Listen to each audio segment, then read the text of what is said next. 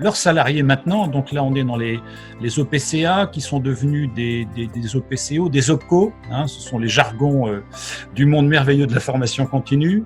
Il y a 11 OPCO, c'est cela, en fonction des activités des entreprises? La nouvelle loi qui a été mise en place et qui s'est vraiment réalisée en avril 2019, maintenant, il n'y a plus que 11 structures qu'on appelle des OPCO, opérateurs de compétences. Alors, c'est un profond bouleversement pour eux parce que on leur a vraiment attribué des missions très différentes. Avant, ils étaient collecteurs de fonds et ils accompagnaient les entreprises pour la mobilisation de ces fonds.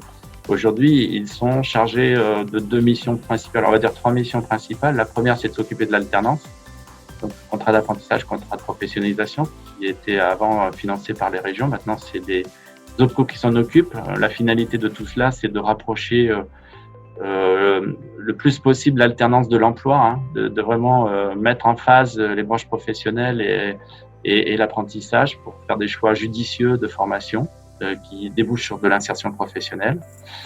Ils ont eu une autre mission aussi de s'occuper des entreprises de moins de 50 salariés, hein, ce qu'on appelle les TPE. Hein. Donc, essentiellement, les fonds mutualisés aujourd'hui qui descendent de l'État ne peuvent plus être mobilisés par les plus de 50, donc ils sont réservés aux moins de 50 salariés. Et c'est le rôle des OPCO de faciliter l'accès à ces fonds de financement pour les salariés des entreprises de moins de 50 par 2 solutions. Hein. C'est d'accompagner sur le terrain les entreprises dans leur choix de formation, mais c'est aussi de mettre à disposition des plateformes là aussi digitales qui permettent un accès facilité et puis des commandes de formation très simples.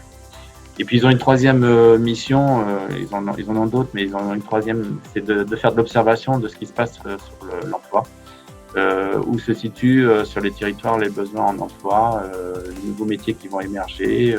Voilà, donc là ils ont une grosse partie aussi études. Il faut remonter à un organisme maintenant qui centralise, qui est un nouvel organisme, un nouvel acteur au niveau de l'État qui s'appelle France Compétences, donc qui est un organisme qui a été mis en place et qui lui supervise tout ce déploiement de la formation professionnelle, qui flèche les fonds de financement sur le CPF, sur le plan de développement des compétences pour les demandeurs d'emploi.